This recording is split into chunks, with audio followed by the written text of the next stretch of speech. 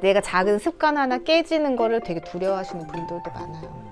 뭔가 자기의 큰 틀 안에서 나는 절대 이거 못하는 사람이야. 난 이런 사람이야. 이거 하시는 분들도 있고 뭔가 그 다른 분들은 되게 확장하는 거죠. 내가 연기를 20년 했다고 해서 나를 정답으로 생각하고 새로운 것들에 대해서 내가 거부감을 가지고 배제하기 시작하면 고이잖아요. 그럼 썩을 수밖에 없거든. 늘 내가 새로운 것들에 대해서 맞는지 틀리는지 관심을 가지고 내가 스스로 그걸 계속 공부를 하는 태도를 가져야. 그러니까 운동도 정말 끝까지 가봐야 된다고 했잖아요. 끝까지 가봐야 내가 어디까지 할 수 있는지를 아는 거예요. 안녕하세요, 최경입니다. 좋은 사람들과 같이 함께 밥을 먹으면서 이야기 나누는 한밥클럽 네 번째 촬영입니다. 오늘도 귀한 분들 모시고 귀한 이야기 또는 재밌는 이야기 나눠보겠습니다. 반갑습니다. 저는 연세대학교 스포츠응용산업학과 전영관 교수고요. 이렇게 한밥에 함께 벌써 한 3번째 같이 이렇게 참여하게 됐는데 너무 맛있는 음식 그리고 좋은 대화 너무 감사드리고 또 기대됩니다. 안녕하세요. 저는 이제 신경과 전문의 양하린이라고 합니다. 저는 오늘 한밥클럽 처음인데요. 우선 에리님의 음식 너무 기대되고 또 좋은 분들하고 말씀 나누는 거 너무 제가 기대하고 왔거든요. 초대해 주셔서 영광입니다. 잘 먹겠습니다. 잘 오셨어요? 네. 안녕하세요. 밥 먹으러 온 오메가사피엔입니다. 잘 먹고 가겠습니다. 네, 안녕하세요. 오늘도 좋은 말씀 많이 듣고 또 좋은 음식 맛있게 먹으러 온 김지훈입니다. 반갑습니다. 잘 오셨습니다. 네, 안녕하세요. 저희 집에서 이렇게 최경민 덕분에 이렇게 훌륭한 분들 앉아서 다 만날 수 있게 돼서 제가 늦복이 터졌어요. 여러분들 정말 환영하고요. 오늘도 맛있게 드시고 좋은 얘기 많이 나누고 가시기 바라요. 감사합니다. 오늘 음식은 향긋하게 오이, 그다음에 뭐 양파, 그다음에 이렇게 뭐 요새 참나물 그리고 각종 해산물에다가 문어를 자숙문어를 위주로 해서 갑오징어하고 새우하고 쪄서 지금 이거 올리브 드레싱하고 먹을 거예요. 레몬즙하고 그다음에 올리브유하고 화이트 발사믹 식초하고 마늘 좀 들어가고 또 하나는 이제 오늘 그 와인 삼겹살 했어요. 와인 삼겹살은 그 와인하고 해서 박 졸인 거예요. 그래서 건강한 식품이고요. 이것도 와인 삼겹살도 좀 즐기시고 그리고 이제 이 국은 제가 이틀 동안 그 사골하고 족을 구웠어요. 제가 누구를 좀 해드리느라고 구는 길에 이제 저희 걸 남겼죠. 그래서 거기다가 김치국 끓였어요. 김치국 끓였으니까 아마 깜짝 놀랄 거예요. 먹어보면. 그리고 이거는 표고 겸이 아버님이 이 표고하고 이 버섯을 또 보내주셔가지고 제가 아주 또 이 기쁘게 안 아끼고 했죠. 그래서 표고버섯 볶음하고 이거 말린 표고를 불려서 한 거라 아마 고기보다 맛있을 거예요. 그리고 이거는 그 고사리 보내주신 제주 고사리 들깨 넣고 볶은 거고요. 요거는 저희 이제 묵은지 있는 거 헹궈 가지고 이렇게 들기름에 볶은 거예요. 그리고 이건 오이지 작년 오이지가 남았어요. 오이지 한 거고. 그래, 그리고 이 밥은 이 찰롱미에다가 제가 하는 방식으로 콩 삶아서 넣은 거라 콩 식감이 없어서 드시기 되게 좋을 거예요. 밥 많이 드세요. 잘 먹겠습니다. 네. 감사합니다. 많이 드세요. 잘 먹겠습니다. 네, 많이 먹겠습니다. 드세요. 네. 와.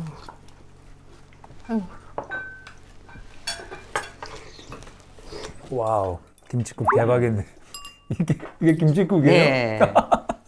김치국인데 이게 사골하고 조골로 제가 아주 그냥 와우. 너무 든든할 거예요. 약간 신김치가 들어간 네, 신김치. 그런 느낌이네요. 그 느낌만이 그런 게 아니라 진짜 신김치가 들어갔어요. 국물이 진짜 진하네. 기다렸다가 받아가지고 가지고 갔어. 아, 진짜요? 국물 먹어요. 해놨으니까. 그냥 아침에 여기다 밥만 말아 먹어도 그냥 너무 든든한. 너무 맛있어요. 엄마가 해주는 것 같네. 아우 최고의 찬사다. 네. 집밥 촬영할 때 어머니분들이 많이 오시거든요. 육아하시는 분들. 근데 그분들이 정작 한 번도 이제 최근에 대접은 항상 하지만 자기한테 음식을 챙겨받는 걸 되게 해본 적 오래됐다 하시더라고요. 그렇죠. 오늘 많이 드시고 가세요. 전 토요일 날 진료 끝나면 1시거든요. 집에 가면 이제 밥하는 시간이에요. 이제 애들 둘이 있어가지고 몇 살이에요? 4살, 7살이요. 와우. 그 와우의 의미는 뭐예요? 아들인지 딸인지 따라 다를 수도 있을 것 같아요. 네. 아유 그건 큰아들, 상관없어요. 작은 딸. 큰아들, 작은 딸. 와. 네. 그래서 이제 토요일은 제가 밥하는 시간이지 대접받는 시간이 아니거든요. 이거는 무슨 풀인가요? 참나물. 참나물. 네, 지금 참나물 나올 철이라 넣었어요. 약간 향이 색다른 것 같아요. 네, 그게 참나물 향이에요. 또 뭐,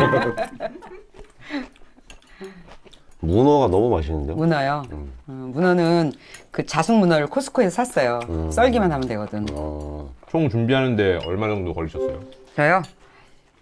글쎄, 내일 저희 집에서 그 대학 동창들 한 11명이 놀러 오거든요. 그래서 그거 점심 것까지 한꺼번에 같이 해서요. 근데 어제 운동 끝나고 집에 다 이렇게 다 하고서 집에 들어오니까 9시인데 그러고 나서 이제 몇 시인가 시계 보니까 밤 10시 반이었어요. 아침 근데- 9시부터요? 예, 중간에 화장실 몇 번 가고 그냥 여기 계속 서 있었는데 와. 근데 너무 신기한 거는 깜짝 놀라서 한 6시나 됐나? 이랬는데 그렇게 되는데 한 번도 이렇게 힘들거나 지루하거나 막 이렇게 신세한탄이나 이런 게 없어요. 막 계속 머릿속이 계속 돌아가는 거예요. 요거 다음에 요거 씻고 요 냄비를 바꿔서 그다음에 오이를 씻은 다음에 그리고 이쪽에 막 즐비하잖아요. 막 식자재들이 막 파프리카, 가지 막 이런 애들이 그러면 계속 얘 때문에 얘를 해줄까? 얘를 쟤 참나물이 너무 기다렸어. 그다음에 참나물을 해줘야 돼. 막 이렇게 음식과 대화를 하면서 혼자 막 그래서 막 그 진짜 ADHD처럼 이거 하다 저거 하다 막 이렇게 하면서 그렇게 진짜 제 놀이터인 것 같아요. 그래서 이렇게 손님들을 초대해서 이렇게 완성품을 가지고 이렇게 즐기는 게 말하자면 작품 감상하는 느낌인 거지. 딱 그 느낌으로. 근데 다른 거 같지 않고 이거는 실물이 나오는 거잖아요. 고생해서 보람 없는 게 아니라 얘는 고생해서 바로바로 아웃풋이 나오는 거라. 그래서 내가 사람들한테 야 음식처럼 말썽 안 부리고 시키는 대로 딱딱 나오는 거. 그냥 한 대로 그대로 나오니까. 다른 데는 그렇게 애써봤자 네. 허무만 밀려올 때가 맞아. 많잖아. 그럴 때 많죠. 인생엔 내 맘대로 되는 게 별로 없더라고요. 근데 운동이랑 음식은 하는 만큼 나오니까. 맞아. 진짜 딱 운동하고 음식. 그러면 자기가 한 만큼만 그대로 나오니까. 그래서 이게 운동이 진짜 약간 정신적인 병이나 이런 것들 극복하는데 되게 도움이 되고 자존감이 높아지는 게 어쨌든 한 만큼 거짓말 없이 아웃풋이 나오니까 그런 것 같더라고요. 하면 바로 그냥 1시간 뒤면 기분 좋아지니까. 뭐 하는 게 어렵죠. 요리도 그런 것 같아요. 요리도 다 그런 것 같아요. 근데 그 운동이 자기가 한 만큼 아웃풋이 나오잖아요. 네. 근데 그 아웃풋의 효율이 좀 다른 것 같아요. 제가 봤을 땐 어렸을 때 운동을 했던 사람은 효율이 금방 나오고 나이 들어서 30대, 40대, 50대, 60대 한 사람은 그게 효율이 너무 안 나오는 거예요. 한 만큼 나오긴 하는데 내가 100만큼 투여해도 10만 나오고 어떤 사람은 운동 안 하는데도 계속 근육질인 사람 있잖아요. 교수님처럼. 교수님의 운동을 그렇게 많이 하지 않으시던데 있으시잖아요. 그러니까 저 어렸을 때 운동부였거나 그런 분들은 확실히 몸이 탄탄하고 그 근육도 잘 만들어지고 근데 어떤 분들은 기껏 해봤자 겨우 인바디 조금 올라가고 호자가 혹시 하리님이세요? 저는 그 중간인 것 같아요. 중간에 있어요? 네, 중간인데 저는 그러니까 꾸준히 한 편이었거든요. 아, 그래요? 20대부터. 근데 10대는 안 했고 그것도 10대는 중요하지. 공부만 했고 그래서 저는 제 아이들 운동을 어렸을 때부터 좀 시켜봐야겠다는 생각이 들더라고요. 뭐든 그래서 운동으로 한번 정말 최대 출력 운동을 경험하게 하는 그게 좋을 것 같아요. 애들한테. 최대 출력. 최대 출력 좋아해가지고 제가. 한계까지 밀어붙이는 거 얘기하시는 거예요? 네. 그런 게 저는 그러니까 정신 건강에도 그렇고 뭔가 뭐 선수로 키우진 못해도 선수는 안 될 거예요. 유전자가 그렇게 좋지 않아가지고 운동 유전자가 그렇게 좋진 않을 것 같은데 어떤 운동을 시키실 거예요? 저요 좋아하는 거. 네, 사실 기본은 수영이라고 생각하거든요. 생존 수영, 생존 수영, 맞네요. 네, 수영하고 육상 이런 거 있잖아요. 진짜 기본적인 거 아마 하지 않을까요? 근데 또 모르죠. 그냥 주변에 줄넘기 학원 있으면 줄넘기 학원 보내고 태권도 있으면 태권도 보낼 것 같긴 한데 좀 그런 게 좋을 것 같아요. 어렸을 때 내 그 근육 세포의 세팅을 어떻게 할 것이냐 그걸로 진짜 앞으로 내가 애들이 컸을 때 운동을 쉽게 조금 해도 좋은 효과가 날 수 있게 우리가 입맛도 우리가 애들한테 가르치잖아요. 그것도 네네. 근육 세포도 좀 세팅을 미리 잘 해주면 나중에 커서 좀 편하게 살겠다. 운동 조금만 해도 건강하게. 그것도 좀 최근에 생각해봤어요. 저는 중고등학교를 미국에서 나왔는데 거긴 약간 운동을 엄청나게 많이 하는 분위기거든요. 그 요즘 학생들 무슨 게임 하죠? 롤은 요즘 안 하는 것 같던데. 요즘 애들이 좀 어려운 질문인가요? 근데 여기 주의를 봐가면서 질문해야 돼요. 네, 주위를 보니까 질문을 다시 바꿔야겠다는 생각이 들었어요. 예. 표정 보니까 알겠죠. 뭐가 왜 잘못했는지. 스타까지가 네. 근데 어쨌든 스타 하는 것처럼 제가 미국 살았을 때는 저 뉴저지 살았는데 걔네들은 농구를 하고 미식축구를 하고 레슬링을 한단 말이에요. 그래가지고 좀 그렇게 운동을 하는 분위기가 만들어지는 게 중요한 것 같은데 어렸을 때 뭔가 어쨌든 운동을 엄청나게 많이 하는 분위기는 아닌 것 같거든요. 제가 느끼기에는. 그래서 조금 이렇게 시켜서 운동을 하게 되면은 주변에 운동 좋아하는 친구들이 생기고 이러면서 조금 운동하는 생태계가 생길 것 같아요. 맞아요. 네네. 한국 애들의 문제가 좀 그런 것 같아요. 너무 움직이지 않는 생활에 대부분 노출되니까 정말 돈을 쓰지 않으면 움직이지 못하는 그렇죠. 게 되잖아요. 나가도 놀이터가 없고 놀이터에 놀 친구도 없고. 맞아요. 태권도도 차가 와요. 그쵸? 차가 와요. 태권도도 차가 와요. 수영도 차가 오고요. 데려다 모든 주고. 게 다 차가워. 네, 근데 보니까. 특히 서울 사시는 분들한테는 근데 운동할 수 있는 분위기가 조성이 돼야 되는데 말씀하신 것처럼 제가 뉴저지 살았을 때는 그냥 집 나가면은 공원이고 그래서 할 게 사실은 그거밖에 없거든요. 근데 조금 그런 것들이 조성이 더 잘 되면은 그러면 운동을 좋을 하는 것 그런 같아요. 분위기가 되지 않을까라는 생각이 드네요. 근데 진짜 저 어렸을 때만 해도 꽤 옛날이긴 하지만 골목 집 앞에 나가면 그냥 집 앞에서 다 뭐 뛰어다니고 뭐 야구도 하고 축구도 하고 골목에서 다 할 거 했잖아요. 근데 요즘 애들이 전 어떻게 크고 있는지 몰라서 집 앞에 나가서 그렇게 노나요? 안 놀죠. 놀아봤자 놀이터예요. 놀이터고 전 되게 충격받았던 게 놀이터에 미끄럼틀을 타면서 핸드폰을 보는 거예요. 너무 심각하지 않아요? 딱 봤을 때는 8살 정도 되는 것 같아요. 뭐 태권도 도복을 입고 있었는데 그네를 타면서도 핸드폰을 보고 있는 거였어요. 제가 지금 뭐라고 하고 싶었어요. 게임 좀 그만해. 하나만 해. 둘 중에 하나만 해. 남의 말씀하시는 거죠? 남의 애죠. 그걸 큰일 날 뻔했네요. 나 절대 사주지 말아야겠다라고 생각을 했는데 그게 너무 심각한 거예요. 한 명이 하고 있으면 옆에 몇 명이 붙어서 그걸 또 봐요. 근데 그 말 들으니까 생각난 거는 엄청 달라진 것 중에 하나는 옛날에는 놀거리가 없었기 때문에 어떻게든 밖에서 뭔가를 해야 되는데 지금 휴대폰이 있어가지고 맞아. 그 안에 놀거리가 다 생겨버렸다 보니까 이제 이런 변화가 생기는 것도 있겠네요. 근데 육아를 할 때 제가 해본 적은 없지만 0세에서 한 10세, 11세가 진짜 힘들어 보이더라고요. 근데 제가 많이 보는 거는 비행기나 이런 거 타면은 아이패드를 그냥 이렇게 주는 거. 그러면 걔는 어쨌든 그거에 집중을 하게 되니까. 근데 그게 부모로서는 약간 유혹이 되게 클 것 같아요. 왜냐면 막 말하고 어르러 달래고 이런 거보다 그냥 그 뭐지? 피니핑인가? 그거 틀어가지고 이렇게 보여주면은 애가 바로 관찰력이 진정이 엄청 되니까. 좋다. 네, 네. 맞아. 진정제. 식당에서 그렇잖아요. 식당도 4명이 오면 4명이 다 각자 핸드폰 봐요. 예전에 저도 좀 그랬거든요. 근데 최근에는 그 비행기 같은 그런 상황은 어쩔 수 없지만 식당은 안 그러려고 노력해요. 식당은 자주 어째 노출이 가잖아요. 뭐 밥을 같이 먹을 일이 가끔 1년에 한두 번도 아니고 그것보다 비행기는 1년에 한 번 타지만 못 탈 때도 있어요. 그럴 때는 좀 그런 게 필요할 수도 있는데 식당 같을 때는 이제는 안 보여줘요. 정 안 되면 안 보여주고. 근데 이미 이제 습관이 좀 있지 않아요? 저희 아들 아직까지는 그렇게 자주 제가 이제 일하러 가는 토요일 오전은 TV 보는 날이에요. 이제 아빠가 보여주는 날. 그날만 볼 수 있어요? 그날만. 아, TV를 일주일 동안 못 보고요? 네, 일주일 못 보고 아니면 이제 주일날 성경 공부할 때 이제 시끄러우니까 그때 그때 보여주고 주말에만 이제 허용이 된다. 주말에만 특정한 타임에 그래서 그날 뭐 토요일 오전 TV 보는 날. 뭐 이렇게 교회 가면 일부 TV 보는 날 이렇게 인식하고 평소에는 안 보여주거든요. 평소에는 안 보여주는데 내가 성경 공부를 굉장히 좋아하겠다. 그죠? 그 타이밍에는 보는 날 이렇게 네 그렇게 좋아하는데 또 그것도 제가 다 영어로만 보여주거든요. 이야. 와우.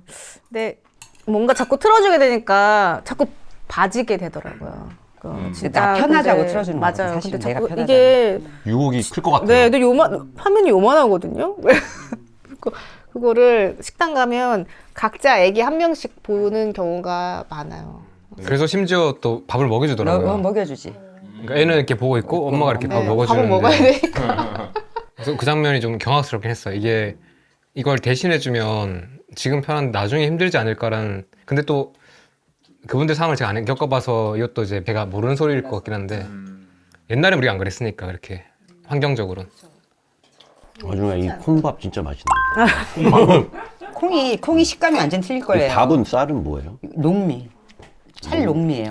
흰쌀 아니고. 그러니까 현미 종류인데 녹색 쌀인데 아유, 식감이 장난 아니에요. 그냥 약간 밥 자체가 약밥 먹는 것처럼 엄청 맛있네. 그런데 이 콩이 너무 맛있어요. 콩이 삶는 방법이 달라서 그래. 똑같은 콩인데 콩이 치즈처럼 이렇게 혀로 딱 뭉개지는. 요즘에 막 콩 같은 게 이제 또 막 유튜브 보면 이제 알고리즘이 너무 점령당해서 이제 맨날 건강에 관련된 게 뜨니까 또 이제 썸네일에 낚여서 보잖아요. 그러면은 콩이나 시금치 이런 게 또 옥살산 이런 것 때문에 또 이제 이슈가 되고 있는 것 같은데 그거에 관련된 전문가 혹시 안 계시나요? 왜냐면 저는 이제 개인적으로 좀 이런 걸 많이 보니까 그러니까 뭐 어느 정도 위험이 있을 수 있다는 건 알지만 뭐 내가 그걸 잘 적당히 먹고 하면은 뭐 괜찮을 수 있다고 생각하는데 사람들은 늘 되게 크게 생각하잖아요. 누가 이렇게 얘기를 하면은 그거 먹으면 맞아요. 안 돼. 막 되게 극단적으로 왔다 갔다 하니까 좀 정리를 누가 딱 정확하게 해줬으면 좋겠더라고요. 그럼 요즘에 이제 저속노화나 이렇게 장수 식단 관련된 것들에 대해서 대중적인 관심이 많아지면서 이제 콩을 먹는 것에 대해서 사실 이제 제안해 주시는 분들이 있는데 이게 논란이 크잖아요. 근데 하리님께서는 이제 최근에 블로그 같은 데서 이런 이야기를 되게 많이 쓰셨더라고요. 그래서 이런 콩에 대한 yes or no에 대한 논란에 대해서 어떻게 보세요? 콩은 진짜 뜨거운 감자예요. 콩 이슈가 나오잖아요. 댓글이 진짜 많이 달려요. 청국장은 어떠냐, 나또는 어떠냐. 그럼 콩으로 간장도 만들고 된장도 만들잖아요. 그러니까 저는 음식을 어떻게 보냐면 우리가 항염 음식, 항암 음식 이런 애들이 독소도 있는 거예요. 걔네들 어쨌든 우리가 몸에 없는 그런 작용을 하는 폴리페놀이라든지 그런 작용들이 몸을 좋게도 하지만 나쁘게도 하는 거예요. 누군가는 나쁘게도 하고 누군가에게는 그거를 이겨내는 사람은 그게 좋게 우리 미토콘드리아를 훈련시키는 거예요. 그래서 콩도 그렇게 생각해요. 콩도 되게 강력한 음식이라고 생각하거든요. 마늘도. 그래서 그런 음식들은 잘 먹는 분들은 거기에 있는 항독소를 다 이겨내고 거기 있는 좋은 성분을 다 받아들여서 이용할 수 있다고 봐요. 근데 내가 아직 장이 좋지 않고 여러 가지 과민 반응이 잘 나타나는 사람, 렉틴의 문제에 되게 취약한 사람은 그걸 잘 처리하지 못하면 거기서 이미 지는 거예요. 그러니까 흡수가 다 좋은 걸 다 받아들일 수 없는 거죠. 그리고 특히 저는 콩에 대해서는 국산, 그다음에 우리 전통 농법으로 한 음식은 저희가 이미 옛날부터 계속 먹어왔기 때문에 우리의 장 환경이, 우리의 미생물 환경이 그래도 어느 정도 잘 받아들일 수 있다고 생각을 하거든요. 그래서 잘 처리된 콩, 좋은 콩, 그런 것들은 괜찮으신 분들은 먹어도 좋다. 그럼 보통 그 잘 처리된다는 게 어떤 처리를 말씀하세요? 보통 이제 잘 고온, 고압 요리를 하고, 그 다음에 잘 세척하고, 그 다음에 처음부터 뭐 대량으로 그 농약 GMO 써서 잔뜩 만든 그 수입 대두가 아니라 전통적으로 우리 근처에서 재배한 우리 농민들이 재배한 콩 위주로는 저는 좋다. 하지만 그걸 매일 먹으면 또 문제가 될 수 있겠죠. 좋은 음식도 매일 원푸드를 하게 되면 계속 매일 먹어야 되는 음식들은 이제 백미라든지 밥 같은 거 우리가 항상 먹어서 큰 탈이 안 나는 것들은 오케이. 근데 이제 콩도 좀 뭔가 가공된 콩 음식도 많잖아요. 뭐 파우더라든지 이런 것들은 조금 안 좋을 수 있고, 근데 뭐 청국장이나 간장, 된장 같이 잘 발효되고 잘 찌고 그렇게 렉틴 처리가 잘 되는 음식들은 저는 괜찮을 수 있다. 이런 거 너무 좋죠. 근데 매일 막 콩을 막 잔뜩 맨날 먹는다. 맨날 두유를 해 마시고 그러면 누군가는 좀 힘들 수 있어요. 신경과 의사로서 이렇게 현장에서 이런 콩이나 조금 민감성이 있는 분들한테 조심할 필요가 있는 음식들이 실제로 영향을 주는 어떤 케이스들을 보시나요? 일반 신경과 질환으로는 잘 못 봐요. 왜냐면 저는 좀 퇴행성 질환을 많이 보니까 이미 여러 가지 그 위험 요인이 다 누적된 사람들을 보잖아요. 그러니까 막 콩 자체를 먹고 어떻게 뭐 생겼다 이거는 잘 못 보죠. 이미 복합적인 네. 문제들이 많은 상태라서 이거 하나로 알 수 없다? 네, 오히려 약간 편두통 같은 거는 MSG나 뭐 그런 가공식품 같은 거, 밀가루나 오히려 그런 건 조금 직접적인 연관을 보는데 그 외 다른 신경과 질환은 다 뽕짝이에요. 맞아. 그럴 것 같아요. 너무 복합적이다? 그렇죠. 아. 네, 콩만으로는 알 수 없죠. 뽕짝으로 정리가 됐습니다. 다 섞여 있으니까. 그런데 옥살사는 이렇게 가공을 해도 없어지지 않잖아요. 뭐 잘 씻어서 처리를 하면은 좀 씻어지죠. 수용성이니까. 그러니까 네. 우리 입속에 들어가고 나서는 사실 분해가 잘 안 되고 입속에 들어가기 전에 이제 좀 처리가 되지 않는 이상은 좀 어렵잖아요. 근데 그것도 어쨌든 식물의 하나의 방어 기전이니까 그 모든 식물마다 다 방어 기전이 있잖아요. 폴리페놀이 다 그렇듯. 그래서 그거 하나만 가지고 시금치를 안 먹을 수는 없죠. 잘 처리해서. 근데 누군가에게는 옥살산이 문제가 되는 사람도 있으니까 사실 대답이 되게 뻔한데요. 사람마다 다 다르고. 그게 답인 것 같아요. 내가 먹어봐서 내가 나한테 맞는 거를 찾아내는 거지. 불편한 음식 있고. 그런 것 같아. 이게 너무 막 그런 거 하나하나에 휘둘리기보다는 일단 내가 사람마다 너무 다 다르니까 나에 대해서 좀 민감하게 인지를 하면 내가 계속 뭐가 안 좋았어. 근데 예를 들어서 뭐 시금치에 옥살산이 이렇게 안 좋을 수 있다는 걸 몰랐었어. 그때는 막 시금치가 좋다고 생각하고 막 과다하게 먹었을 수도 있잖아요. 근데 다시 한번 생각해 볼 수 있는 계기가 되는 거죠. 내가 이게 무조건 좋다고 생각했는데 혹시 안 좋을 수도 있는 부분이 있어. 그럼 이걸 좀 내가 줄여볼까? 그랬더니 내 몸이 좀 달라졌어. 괜찮아졌어. 이런 걸 스스로 자기 몸을 민감하게 생각을 해야 되는데 사람들은 사실상 대부분의 사람들은 자기 몸을 느끼지 못하고 살아가잖아요. 그러다 보니까 그런 얘기들이 하나하나 나올 때마다 계속 혼란스러운 것 같아요. 의사 선생님들도 최신의 어떤 정보들을 업데이트를 하고 꾸준히 공부하는 사람들은 그런 거에 대한 인지를 하지만 그런 거에 대한 필요를 못 느끼고 그냥 여태까지 옛날부터 했던 어떤 관성적으로 진단하고 처방을 해주는 선생님들은 또 그런 건 전혀 모르는 사실로 오히려 내가 이제 의사 선생님한테 좀 이거는 뭔가요? 이렇게 물어보고 그러니까 나도 이제 막 직접적으로 막 반문을 하진 않죠. 근데 이건 뭔가요? 이렇게 자세히 물어보면 오히려 되게 좀 뭔가 공격받는 것처럼 느껴지고 되게 방어적으로 그러더라고요. 요즘엔 더 심하실 것 같아요. 내가 거기다 대고 뭐 싸우러 간 건 아니잖아, 병원에. 그러니까 뭐라 이렇게 지적하거나 이러진 않지만 의사에 대한 개인적으로 이제 신뢰가 떨어지게 되는 거죠. 왜냐면 뭐가 정답인지는 몰라도 최소한 이런 논란이 있고 이럴 수도 있고 이런 가능성에 대해서 인지를 하고 그걸 환자에게 좀 더 안심되는 얘기를 해줄 수 있어야 되는데 그냥 약간 자기가 여태까지 해오던 것이 전부야 라는 태도가 느껴지니까 집에 와서 다른 의사 선생님 얘기를 더 찾아보게 되고 내가 내 스스로 검색을 해서 내 수치를 보면서 LDL 수치가 몇인데 이게 어느 정도인가 그래서 막 혼자도 공부를 하게 되는 상황들이 생기더라고요. 근데 반대로 또 의사 선생님이시니까 약간 전에는 그냥 내가 말하면 이제 고지고대로 네 선생님 약 먹겠습니다 이러는데 쇼츠 이렇게 보여주면서 선생님 여기 아니라던데 이거 어떻게 된 거야? 이렇게 반문하는 환자분들이 좀 많이 생겼을 것 같아요. 있죠. 네. 저는 그런 거 다 알아요. 저 그거 알아요. 그래서 내가 공부를 많이 환자보다는 하시니까. 적어도 많이 알잖아요. 그래서 환자가 뭐 영양제가 뭐 이렇다면 제가 제일 잘 알아요. 막 이렇게 얘기하거든요. 그건 제가 전문가예요. 이렇게 신뢰 확 간다. 얘기하는데 제가 공부를 좀 하게 된 이유도 환자보다는 많이 알자 이런 거였거든요.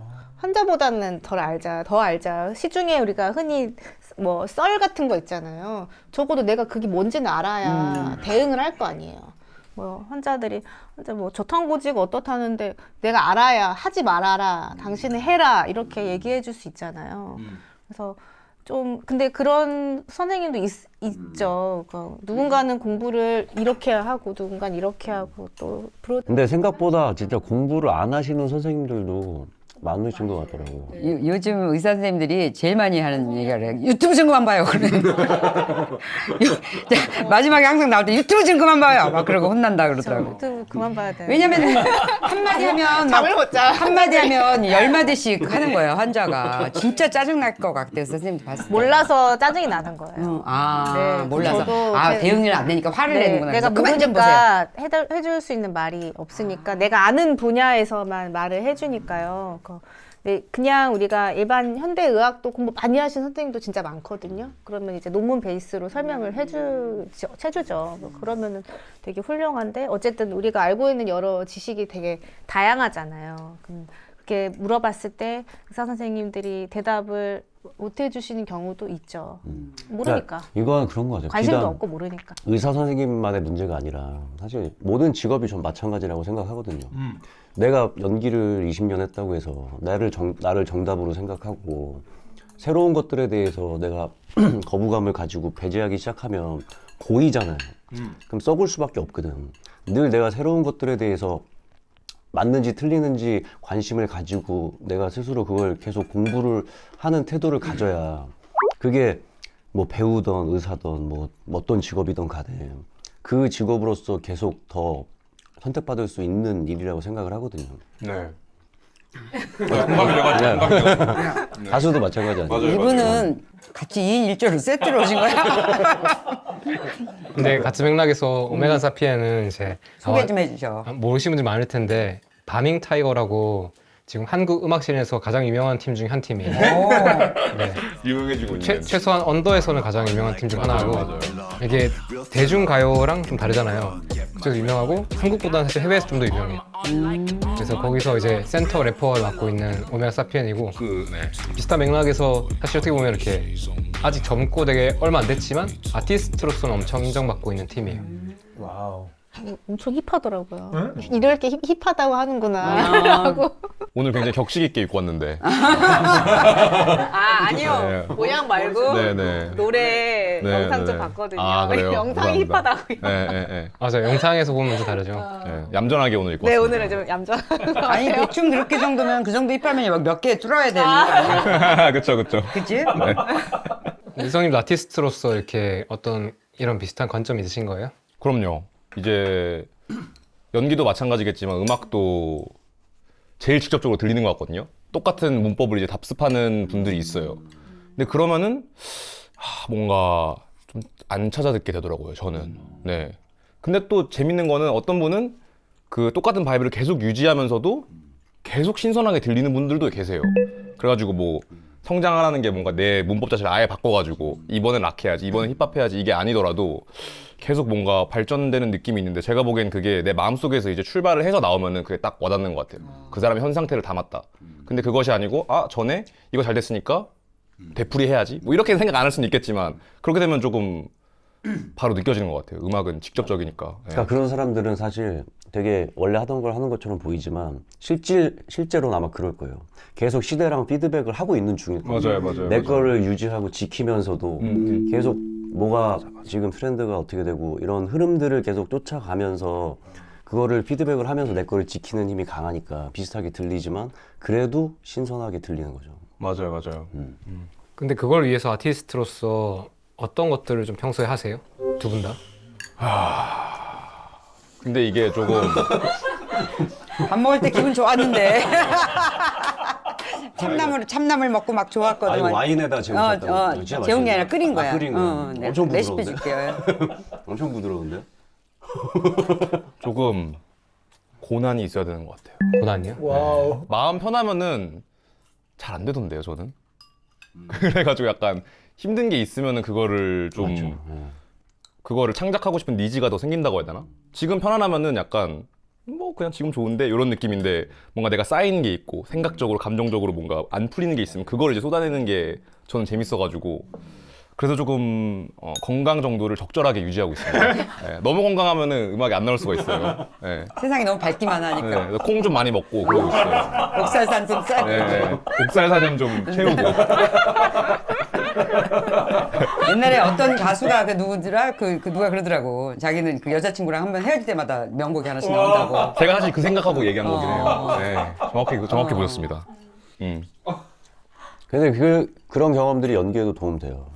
아픔의 경험들이 만약에 내가 지금까지 되게 평탄한 삶을 살았으면 지금만큼 못했을 거예요.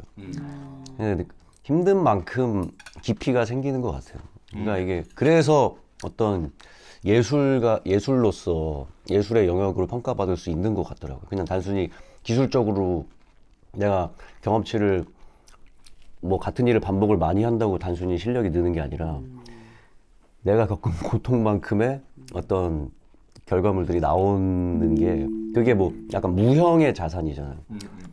어떻게 딱 무슨 뭐 이런 음식이 나오고 이런 게 아니니까. 근데 어쨌든 간에 그런 시간이 있었기 때문에 그런 음악을 만들 수 있고 또 뭐 그런 연기를 할 수 있고 그래서 저는 이제 나이 먹으면서 점점 생각이 많아지면서 이제 특히 연기자들에 대해서 제 나이 혹은 저보다 더 연세가 많으신 분들이 아직도 인정받고 이렇게 열심히 일하고 있는 것 자체에 대해서 그냥 기본적인 엄청난 리스펙트를 가지게 되더라고요.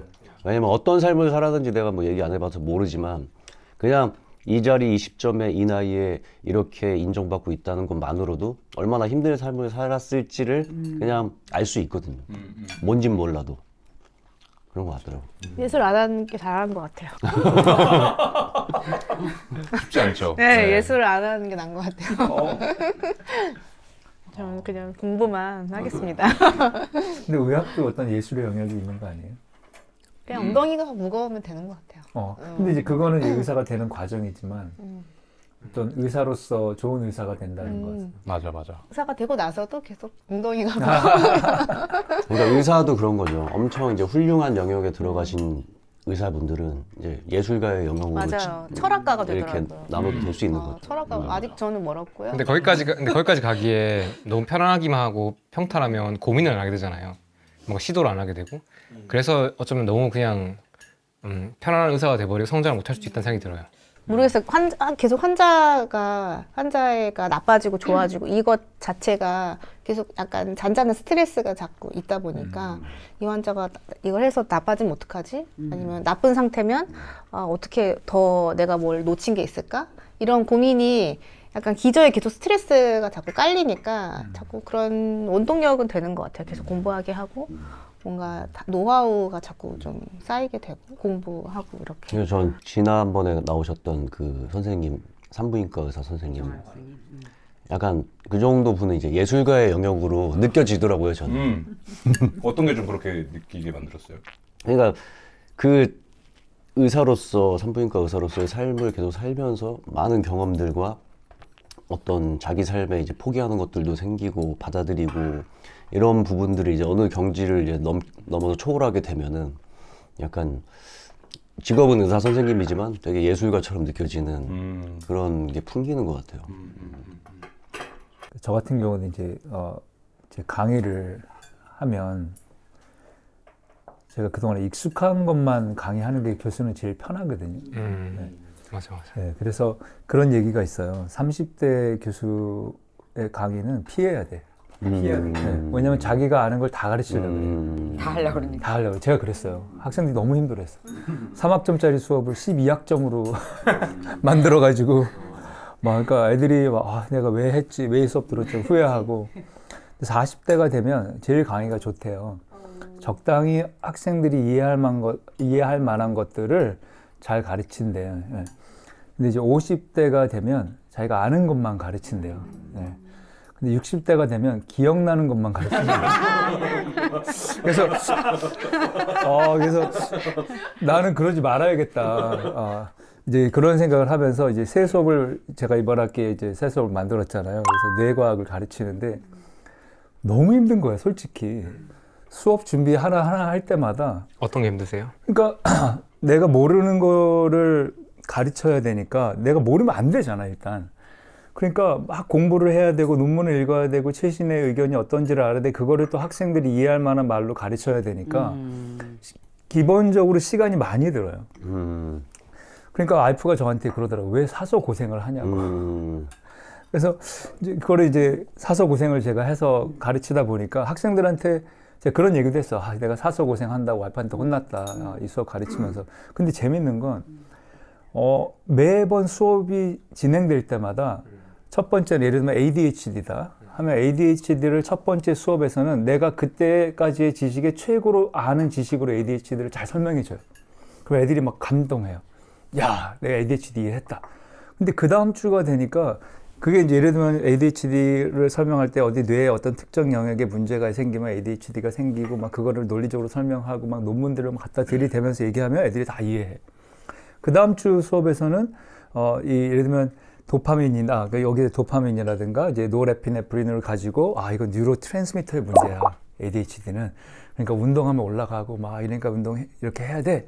그러면서 제가 이제 충분히 애들한테 얘기한 줄 알았는데 그 다음 주 수업은 브레인 네트워크였거든요. 우리 지난번에 우리 디폴트 모드 네트워크에 블랙박스에 들어가가지고 우리 한참 막 디폴트 모드 네트워크를 헤매고 다녔는데 그게 사실은 ADHD는 자기가 예를 들면 디폴트 모드 네트워크로 들어가게 되면 사실 마인드 원더링해서 생각이 막 날아다니고 자기 옛날 생각 갔다가 또 뭐 미래 갔다가 막 왔다 갔다 시간 초월하고 막 이러는 건데 제가 그러는데.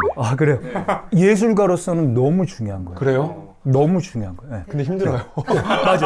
맞아. 그게 네. 디폴트, 그거를 답을 좀 제가 요새 좀 알아가고 있어요. 네. 근데 이제 그런데 그 다음에는 사실 일을 할 때는 그걸 음악이라면 그거를 이제 음악으로 써낼 때는 앉아서 사고를 해야 되잖아요. 네. 그거를 글로 쓰든 아니면 음악으로 표현을 하든 그때는 막 산고의 고통으로 들어가서 제대로 돼야 이제 음악이든 뭐다 프로덕트가 나오는데 요거를 할 수 있게 만드는 게 사실 셀리언스 네트워크라고 중간에 현저성 네트워크가 디폴트 모드로 갈 거냐 예를 들면 아까 이그제큐티브 컨트롤 네트워크로 수행 쪽으로 갈 거냐를 마스터 스위치가 그게 셀리언스 네트워크예요.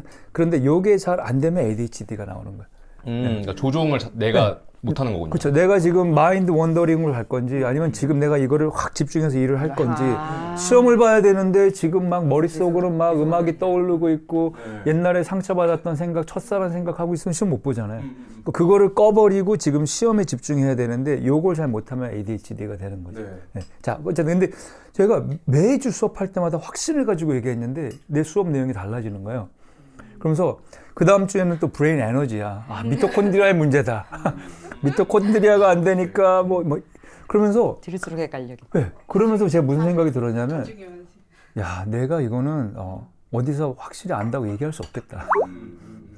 끝까지 가도 그 다음에 또 새로운 껍데기가 있고 그래서 이거를 알아갈수록 더 겸손해지는 그런 느낌도 좀 있는 것 같고 아까 이제 아트의 영역이라고 했는데 그러면서 그것이 결국에는 내가 어떤 이 창조적으로 뭘 만들어내고 새로운 이론을 만들어내고 하는 그런 과정들이 진짜 쉽지 않은 험난한 과정이라는 생각이 들었어요. 근데 이 얘기를 하는 이제 처음 원인으로 돌아가면 수업 안 했으면 이 고생 안 했을 텐데 수업 만들어가가지고 나 아는 것만 가르치면 잘할 수 있는데 그러면서 그런 것들 힘든 과정을 겪어야 새로운 뭔가 나오는 것 같아요. 네, 그래서 제 인생의 좋은 것들을 돌아다 보면 다 힘들었던 거랑 연결이 돼 있어요.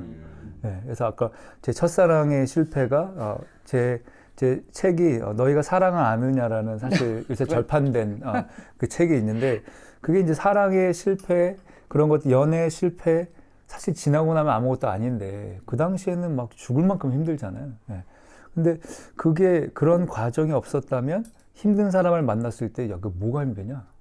밥 잘 먹고 툴툴 털고 일어나.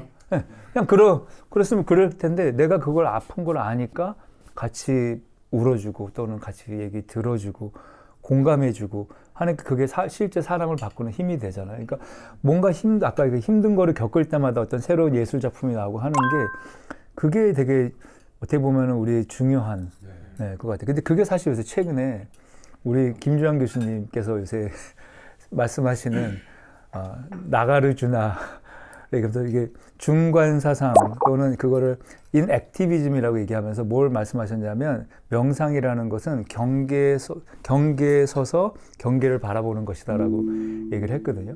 그 말은 무슨 말이냐면 내가 아까 운동도 정말 끝까지 가봐야 된다고 했잖아요. 끝까지 가봐야 내가 어디까지 할 수 있는지를 아는 거예요. 네. 실패를 하는 거는 나 진짜 열심히 해봤는데 요 정도까지밖에 안 되네?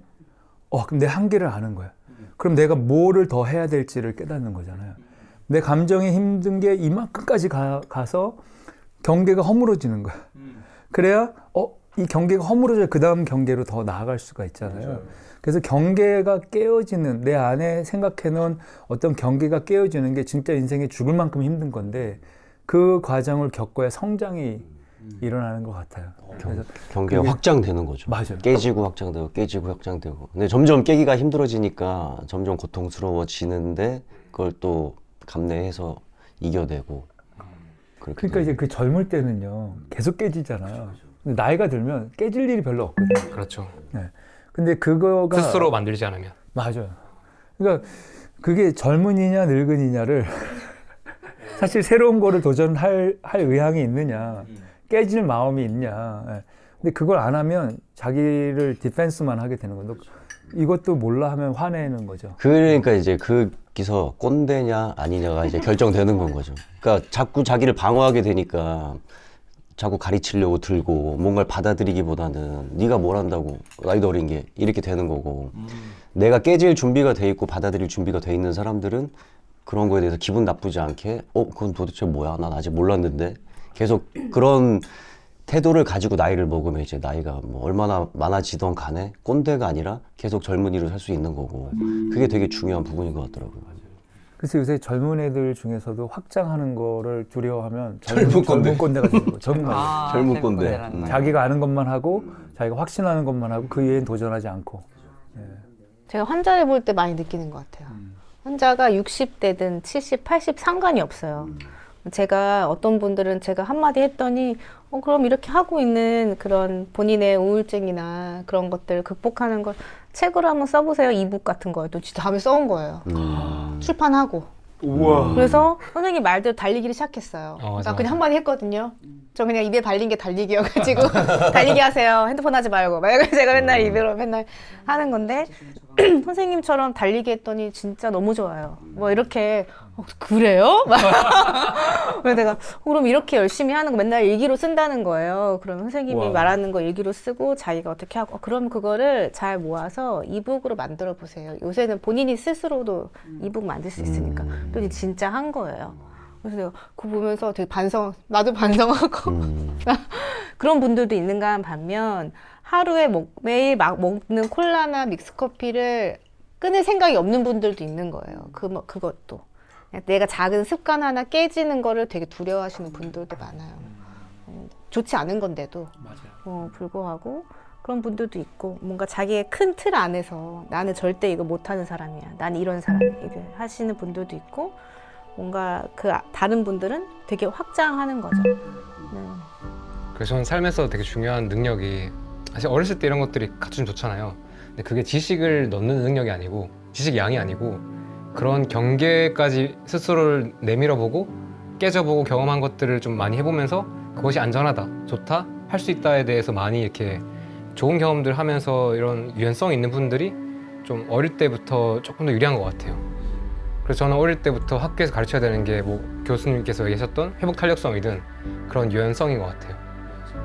그게 있으면 이건 평생 해먹을 수 있는 기술인데 그게 없으면 계속 평생 이렇게 좀 흐름이 안 좋게 가는 것 같아요. 그렇죠. 이제 다 자꾸 정답을 요구하니까 그것도 문제가 있는 것 같아요. 근데 이제 아까 우리 어렸을 때 노는 거 얘기했었잖아요.